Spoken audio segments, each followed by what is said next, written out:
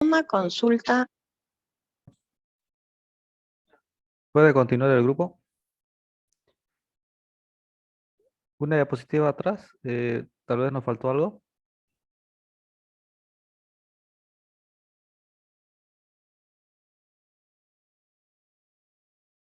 Ah, ya, estábamos viendo lo del balance, ¿no?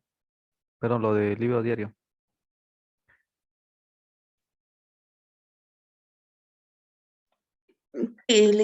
Continuando con la exposición, como ya les estaba indicando, en el libro diario se registran todas las operaciones de la empresa o el comercial donde nosotros nos encontremos.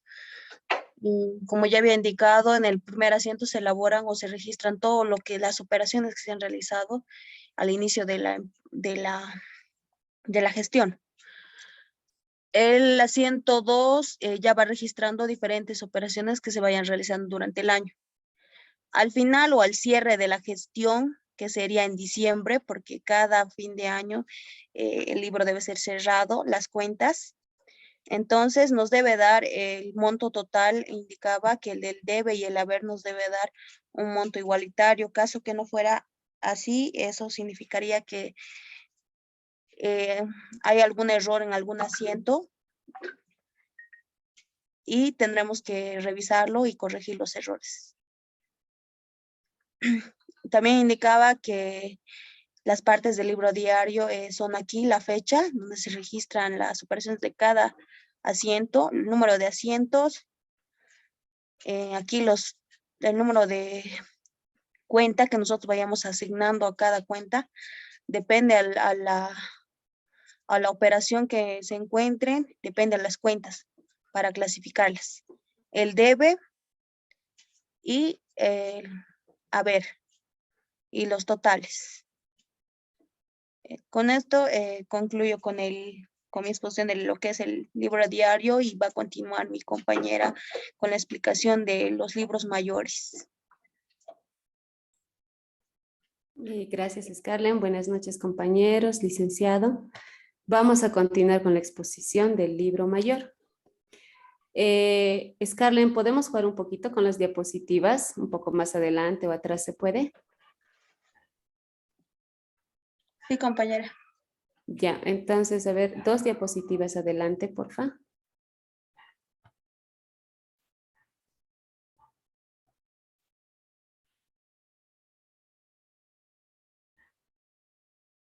Adelante, está retrocediendo.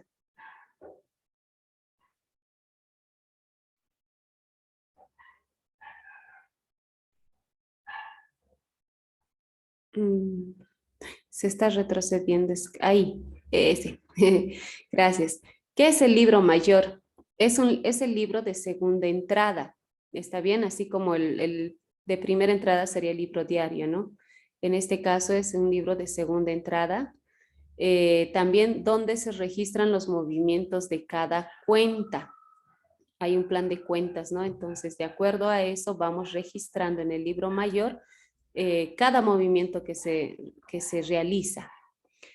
También proporciona datos de cada cuenta, ¿no? El saldo, podemos ver cuánto tenemos en cada cuenta también. La siguiente, por favor. Unita más. Un poquito se han juntado ahí las... Ahí también hay 2 formas de presentación del libro mayor. Uno es en forma de T, que hemos ido viendo también con el licenciado en clases, y la otra es el libro mayor en forma de planilla. ¿Está bien? Esta del libro mayor en forma de planilla es más informático, ¿no? Se lo hace ya el sistema que ya tomó la empresa. Entonces, el libro mayor en forma de T es algo que lo podemos hacer manualmente. La siguiente, por favor. ¿Cuál es el procedimiento de llenado del libro mayor? Primero, tenemos un libro diario, ¿no? Del libro diario podemos pasar al libro mayor todos los procesos que se hayan realizado en un plan de cuentas. Ahora, según el asiento que está en el libro diario, o según el asiento contable, podemos decidir si va en el debe o en el haber. al restar la suma total del haber al debe para ver si es deudor o acreedor. Ahí vamos a ir viendo un ejemplo también. ¿Está bien? ¿Listo? La siguiente.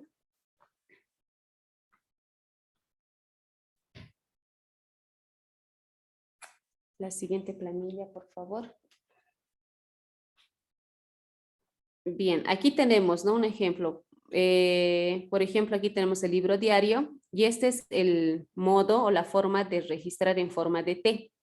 ¿Está bien? Es porque ahí vemos con las líneas también que se forma algo en forma de T, ¿no? Eso es lo que podemos hacer manualmente. La siguiente. Y la otra es el libro mayor en forma de planilla. Aquí dice es el producto de un sistema informático. Eso ya lo realiza el sistema que compró la empresa, ¿no? Bien, ahora vamos a ver un ejemplo. Ahora sí tendríamos que retroceder, por favor, Scarlett, al ejemplo. ¿Dónde está él? Después de ese. También está, libros mayores. Libro de segunda entrada, ya habíamos dicho, ya que recibe los pases del libro diario, se llevan las cuentas clasificándolas en una página o folio. Esto se va clasificando, ¿no? Esto puede ser en forma de libro, encuadernado, en carpeta de hojas sueltas también, ¿no? Al presentarlas. Este libro se encabeza con el título de cuenta y un número asignado a la misma, con fecha, contracuenta, número de folio del diario e importe. Siguiente.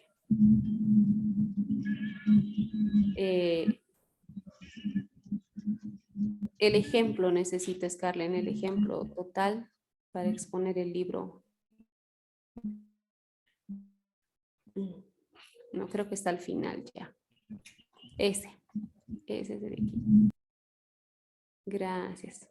Ahí tenemos un ejemplo, ¿no? Por ejemplo, este es el informe del informe, digamos, ¿no? Ese es lo que se va a presentar a fin de año. De un plan de diario, un libro diario de una empresa, una comercial. ¿Qué es lo que se hace? Bueno, yo sé que ya todos sabemos porque ya hemos ido practicando también, ¿no? Entonces, lo que se va a ir separando primero es el plan de cuentas, ¿no? Vamos viendo en el libro diario cuántos planes de cuentas tenemos. En este caso, de todo lo que está acá en el libro diario, vamos a ver unas cuantas. Por ejemplo, una va a ser la Caja Moneda Nacional, otro va a ser el Banco Ganadero y el otro será inversión inicial de mercadería, muebles y enseres. Vamos a explicar los dos primeros. Caja Moneda Nacional. Por ejemplo, en el asiento 1, aquí está, vamos viendo la fecha. Tal vez no ven mi cursor, pero ahí vemos la fecha. El 1 de marzo de 2022 tiene que estar juntamente con la misma fecha del libro diario. Vemos que hubo un movimiento en Caja Moneda Nacional, ¿no? O hubo un ingreso, que es 850,000. Entonces se pone ahí en los débitos. Luego buscamos otra vez este plan de cuenta, otro movimiento que haya tenido la Caja Moneda Nacional. Y vamos viendo que en el asiento 5 también tiene otro movimiento, ¿no? Otro aporte en este caso, que es de 200,000, entonces va en los débitos. ¿Está bien? No tenemos ninguna otra más, entonces no ponemos tampoco nada ahí en los créditos.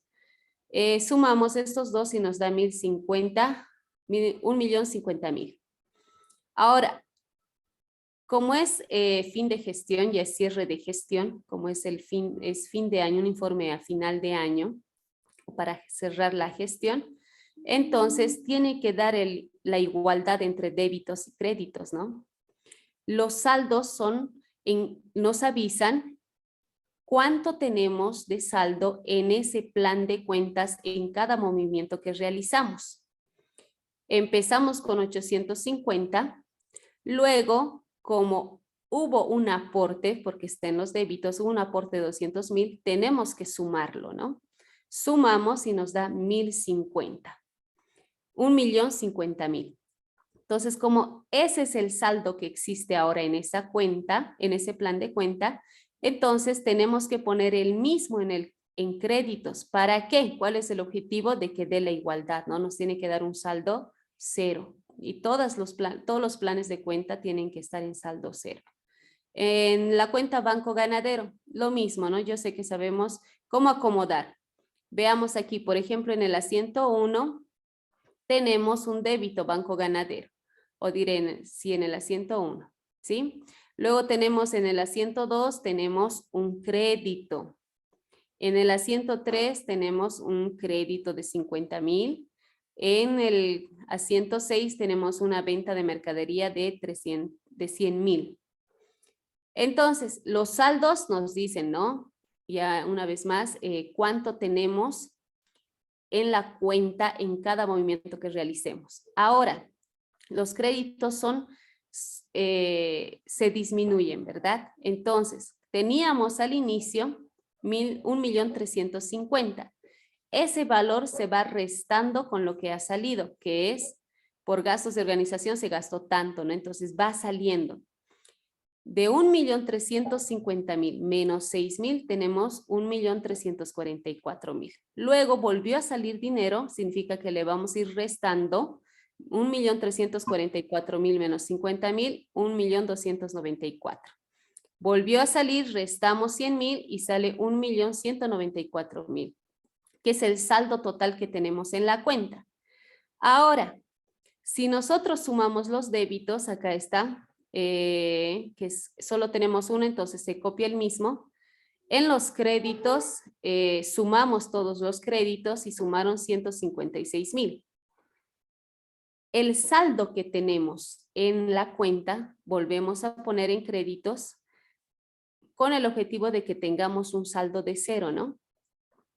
156,000 más 1,194,000. Sumamos esos dos que nos dé el total de lo que tenemos en débitos. De esa manera tenemos cuenta 0. ¿Está bien? Entonces los demás son el mismo procedimiento. Lo que quiero que entendamos es de que al saldo inicial, si hay un débito se le suma y si hay un crédito se le resta. El objetivo de que el saldo, cuando lo vamos restando, el saldo total se le suma, ¿no? A todos los créditos para que tengamos la igualdad de 0, ¿sí? Entonces, eso sería una breve explicación de qué se trata el libro mayor. Gracias.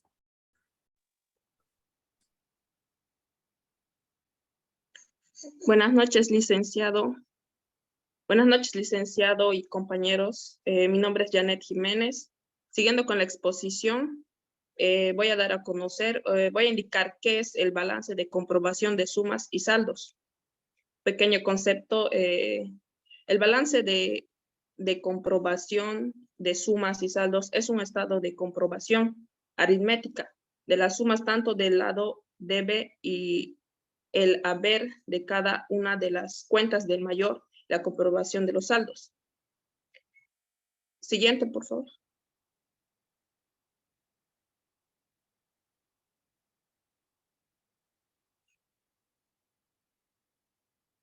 Siguiente, por favor.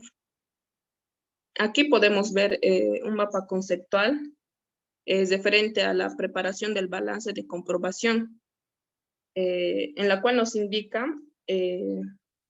la elaboración del balance de comprobación se realiza al final del periodo contable y se sigue los siguientes pasos, los cuales son, los que podemos ver son cerciorarse de que han sido pasados o pasteado el libro mayor, todos los asientos del libro diario o comprobantes de contabilidad a fin de lograr la igualdad entre los débitos y créditos en las diferentes cuentas. Sumar las cantidades registradas en el debe y el haber de todas las cuentas del mayor. Esta suma por lo general se la realiza lápiz, se nota en números pequeños. También se realiza encabezamiento del estado. Cualquier estado que emita el departamento contable siempre debe cumplir con este requisito, dando respuesta a las siguientes preguntas. Preguntas y respuestas. Seguidamente se anota el número de la cuenta, el título o nombre de la misma, la suma total del lado debe, la suma total del lado haber, las respectivas columnas del balance de comprobación. Una vez anotadas todas las cuentas en el balance de comprobación, se suman todos los valores registrados en la columna de los débitos, la de los créditos. Ambas cantidades deben ser iguales y esta suma además debe ser igual a la sumatoria total de los débitos y créditos en el libro diario. Asegurada la igualdad de cargos y abonos en el total de cuentas, se procede a determinar el saldo de cada una de ellas, anotándose dicha cantidad de la columna respectiva. Este saldo será deudor si la cantidad del debe es mayor a la del haber, y será acreedor si la cantidad del haber es mayor a la del debe. Por último, se totalizan las columnas de saldos deudores y acreedores. Ambas sumas también deben ser iguales. Ahora bien, si coinciden los dos totales de las sumas, significa que existe un error en una o varias cuentas. Errores que deben corregirse hasta obtener la igualdad de las sumas. Ahora bien, si no coinciden los dos totales de las sumas, significa que existe un error en una o varias cuentas, errores que deben corregirse hasta obtener la igualdad de las sumas. Sería la conclusión de la exposición, licenciado. ¿Tienen un ejemplo del cuadro de sumas y saldos? Sí, Licen, un momentito, por favor. Ok, siguiente determinación. Siguiente determinación. Esto. Siguiente determinación. Que no han hecho nada, no, ni siquiera presidir nada.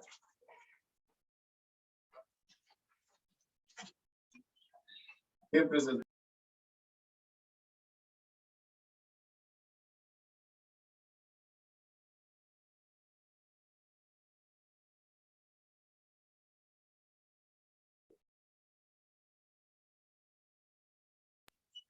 Licen, ¿se puede ver la imagen? Estamos viendo su presentación de PowerPoint.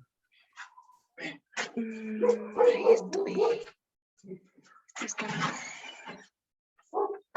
Vuelva a darle en compartir y le da a compartir el archivo o pantalla.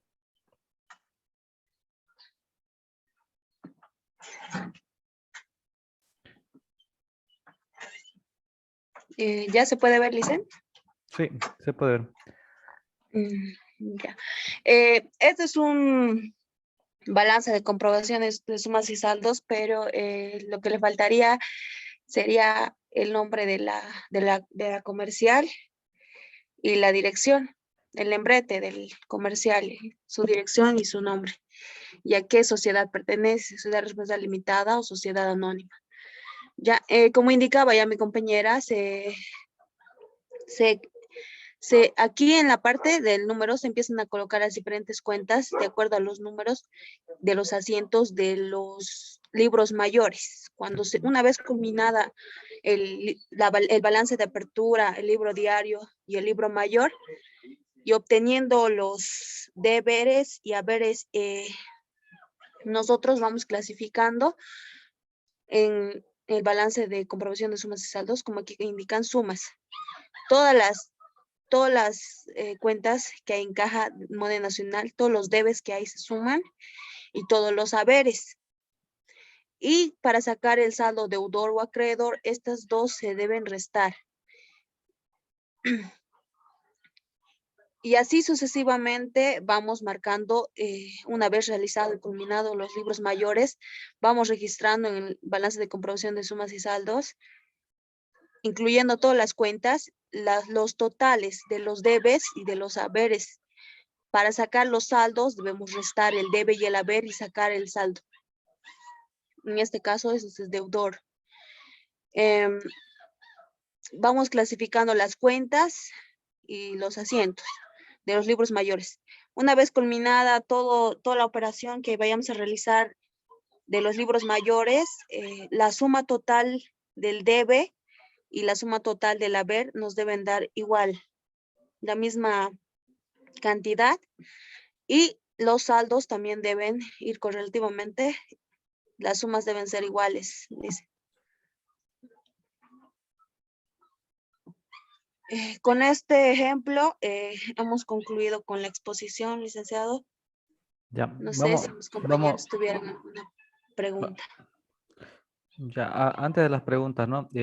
Vamos a aclarar lo siguiente. Este número de acá, que dice número, ¿no ves? Es de lo que nosotros sacamos de los libros mayores, perdón, del libro diario, lo que llamamos folio mayor, ¿no? ¿Recuerdan? Folio mayor, entonces aquí va el 1, 2, 3, ¿no? Según la cuenta que aparecía. De los libros mayores de la T, después de sumar, sacamos este valor, ¿no? De acá, ¿sí? Para cada libro mayor, ¿no? Entonces tenemos caja moneda nacional y tenemos la suma del debe y la suma del haber y copiamos acá. Después de la diferencia entre el debe y el haber, abajo de esto salía otro resultado, ¿no? Como lo mostraba anteriormente la anterior expositora. Y ese saldo, después de hacer la diferencia entre el debe y el haber, sale un saldo deudor o un saldo acreedor, ¿no? Dependiendo si es deudor o acreedor, se emite en esta columna. ¿Sí? Luego de eso, esta hoja de trabajo es una hoja de comprobación, ¿no? Sumas y saldos. Luego de esto, vamos a ver, hay una hoja de trabajo de 8 columnas y de 10 columnas, ¿no? Viene la de los ajustes, la de los totales, después la de estados de resultados y la de balance, ¿no? Eso lo vamos a ver más adelante. Ya, efectivamente, como dice la expositora, cuando tenemos nosotros las sumas de aquí tienen que ser idénticas a la del libro mayor, ¿sí? ¿Por qué? Porque esto de aquí está representando todas las columnas que van del debe y el haber del libro diario, ¿no? Solo que de forma resumida por cuenta, ¿ya? Y después cuando hacemos los saldos, ¿sí? Cuando calculamos las diferencias, observen que o bien es deudor o bien es acreedor, también, ¿no? Se tiene que ver esa igualdad, ¿ya? Ahora sí, ¿los participantes tienen alguna pregunta con respecto a la exposición? Licenciado, la pregunta ahí en este libro de sumas y saldo, ¿el saldo es la diferencia entre el debe y el haber? Correcto. Si el debe es mayor que el haber, entonces el saldo es deudor, ¿no? Si el haber es mayor que el debe, entonces el saldo es acreedor. Ya, dice, lo que quería saber es que si esa es la diferencia, ¿no? Sí, Se pone el saldo. es la diferencia, ¿no? Sí, es la diferencia. Ya, dice, gracias. ¿Otra pregunta?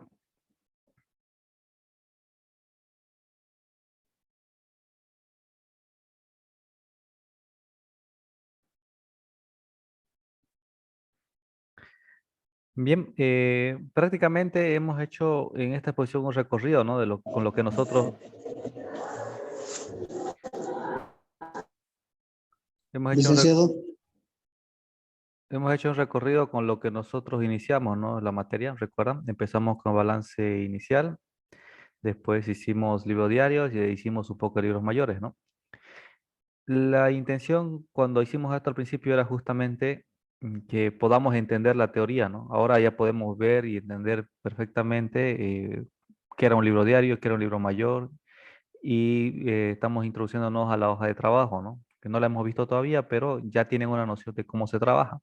Además que ya sabemos que siempre tiene que cuadrar, ¿no? ¿Por qué? Porque es de doble partida. Entonces el debe y el haber siempre tienen que ser iguales, ¿ya?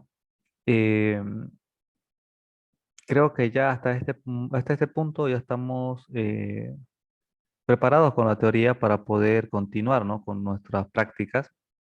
Entonces, la siguiente clase vamos a continuar con nuestros ejercicios, ¿ya?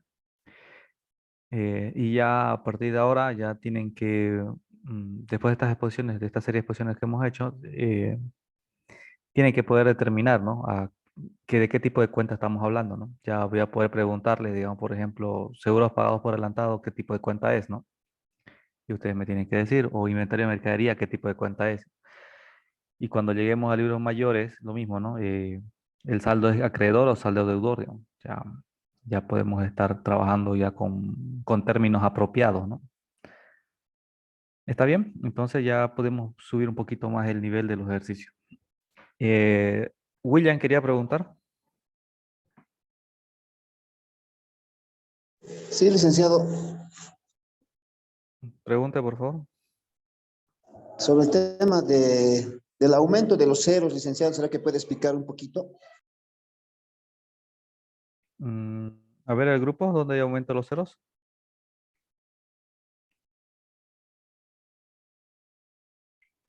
¿Cuál aumento de ceros? Dice, no, no le entiendo bien. Ah, ya. A los centavos, dice. William. Sí, Licen. Scarlett, se refiere a que en los ejemplos que estamos mostrando, existe después de la coma dos números decimales y cuando el valor es exacto se pone doble cero, ¿no? Sí, le dicen. ¿Cuál es su pregunta respecto a ello, William? El por qué se aumentan los dos ceros a partir de los dos decimales, licenciado. ¿Puede responder el grupo? Los 2 decimales representan los centavos, si hubiese centavos. En todo caso, es la separación de los números, en el formato de números, se separa con un punto y los 2 decimales, a partir de la coma son los centavos.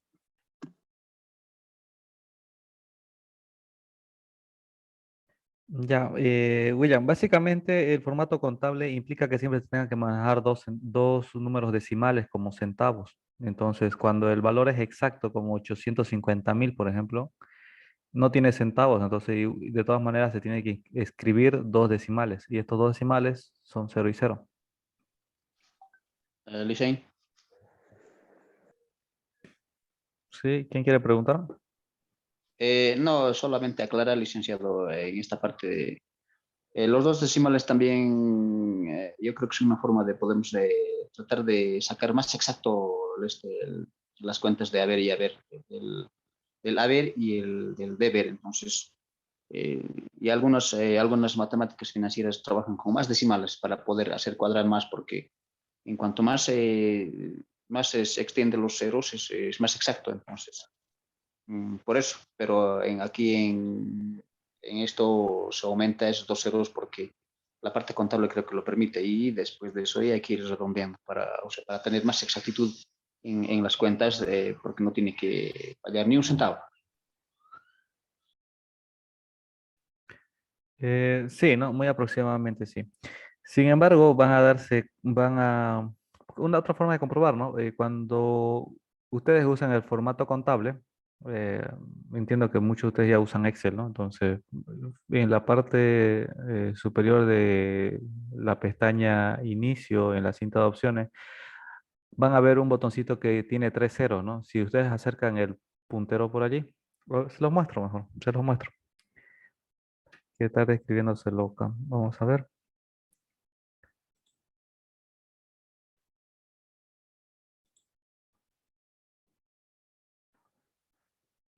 Bien, entre tanto, estamos hablando que esto de los dos ceros es el formato contable, ¿no? Una convención contable que se ha hecho para poder manejar los centavos, ¿no? Y si los hubieran, va a ser diferente cero. Y si es exacto, va a tener doble cero, ¿no?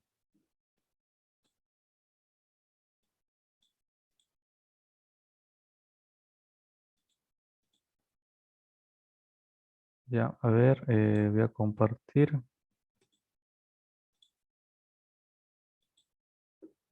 Ya. Observan, por ejemplo, dijimos que era 850.000, ¿no? ¿Ve? Un valor cualquiera, digamos. Esto es exacto, esto es numérico. Si nosotros acercamos a este botón que dice acá, estilo millares, también es el formato contable, observen, se convierte en ese formato, ¿no? De dos decimales. ¿Ya? Si tenemos, por ejemplo, 5,6358, que es un número, ¿sí? Lo damos a este formato y automáticamente lo redondea, ¿no? Entonces se manejan dos decimales como centavos. Pero es el formato que se usa en contabilidad, ¿no? ¿Tienen otra pregunta, jóvenes? Listen, quizás un poquito si nos puede explicar sobre los libros intrínsecos. Los libros Intrínsecos. intrínsecos. A ver, ¿el grupo puede volver a proyectar ello? Los libros intrínsecos.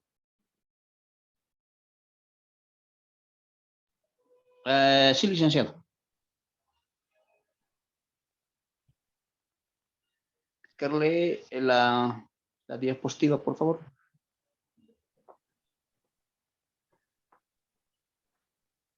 Ahí está. Intrínsecos, esos son los extrínsecos, ¿no? Sí, son dos condiciones que se maneja para los libros, licenciado, compañera, extrínsecos e intrínsecos. Lo que pregunta usted es las condiciones intrínsecas. Son condiciones que se tienen que dar para poder manejar libros, o sea, los libros, el libro diario, el libro mayor o la acta, cualquier. Pero son condiciones que te dan, o sea, que tienes que manejar en contabilidad. Por ejemplo, alterar el orden progresivo de fechas de las operaciones. O sea, no puedes alterar las fechas. O sea, cuando tu libro, peor todavía, si tu libro o tu acta de inicio o algo está notariado, entonces peor todavía, no puedes alterar el orden progresivo, porque tienes que ir manejando de fecha en fecha, en fecha, en fecha, en fecha. Si, digamos, has empezado en primero, tienes que terminar en 30.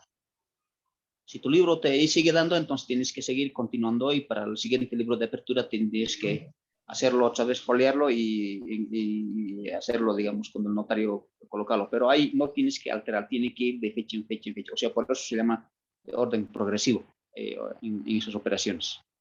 Ahora, otra de las condiciones intrínsecas es dejar espacio en blanco. Es decir, no puedes dejar, muchas veces, yo también he visto eso, el licenciado y compañeros, he visto manejar esos libros, lo dejan en blanco, o sea, algunas veces lo hacen firmar, incluso ahí abajo en el pie de la página lo hacen firmar a algunos que están participando y lo dejan en blanco, pero no sabemos qué van a llenar, tal vez puede ser en contra de nosotros, tal vez pueden para que hablen mal de nosotros, o tal vez con números falsos lo pueden colocar, ¿no? Entonces, por eso es una condición intrínseca que no se puede dejar espacios en blancos, nada.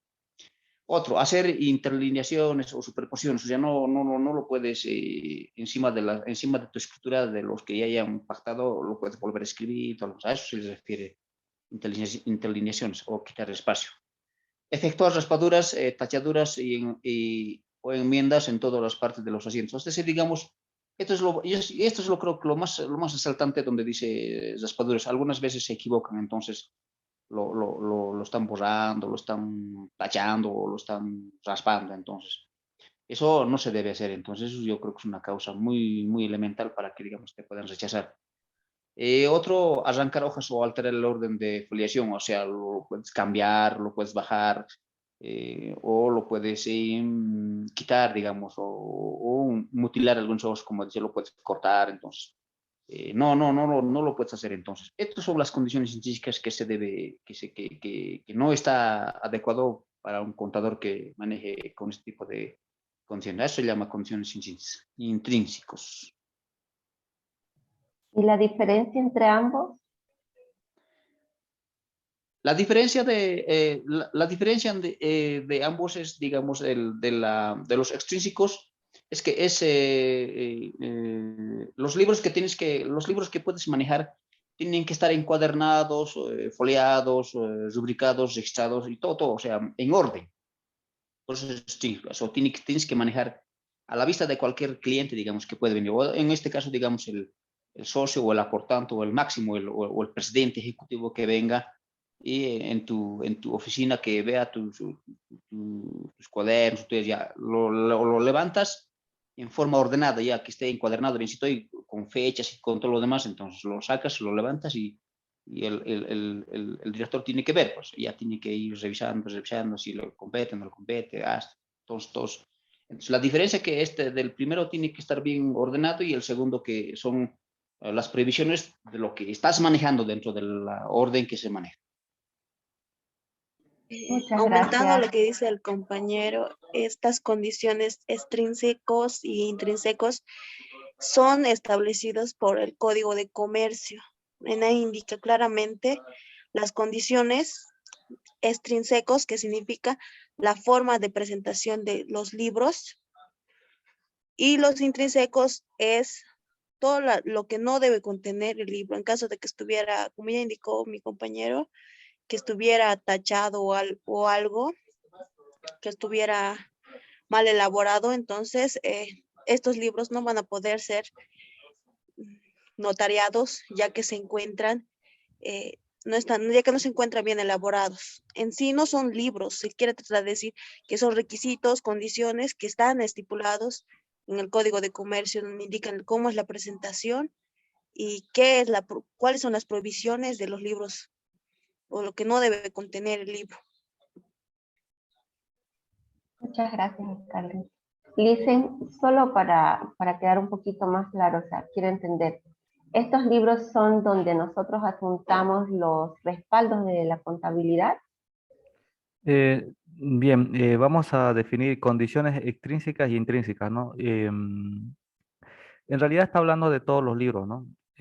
Cuando dice condiciones intrínsecas son aquellas condiciones con las que se tiene que presentar de forma interna el libro, ¿no? O sea, lo que contiene dentro. Y las condiciones extrínsecas son la forma de presentación externa del libro. Entonces, veámoslo de otra forma, ¿no? Tenemos el libro, que normalmente es como un cuaderno empastado, ¿no? Que al principio de la hoja el notario firma dando fe que el libro está completamente foliado, o sea, de las hojas del 1 al 100, digamos, ¿no? Y cuando termina lo mismo, ¿no? Que ha sido correctamente llenado. Ahora, la forma de trabajar dentro son las condiciones intrínsecas, ¿no? Aquí está dando como condiciones intrínsecas las prohibiciones y las condiciones extrínsecas o las condiciones de afuera del libro, que se refería a la forma de presentación, ¿no? Porque aquí dice los encuadernados, los foliados, individualizados, los rubricados y los registrados, ¿no? Los rubricados por el notario y los registrados en la notaría de fe pública, ¿no? Pero eso va para todos los libros, ¿no? Para que tenga valor legal. En el caso de que las presentaciones sean todavía con libros manuales o escritos a mano, ¿no? También se hace lo mismo con los sistemas, ¿no? Contables, pero los sistemas contables tienen otro tratamiento, ¿no? Pero ahí no se presentaría los libros así a mano, ¿no? ¿Responde su pregunta, estudiante?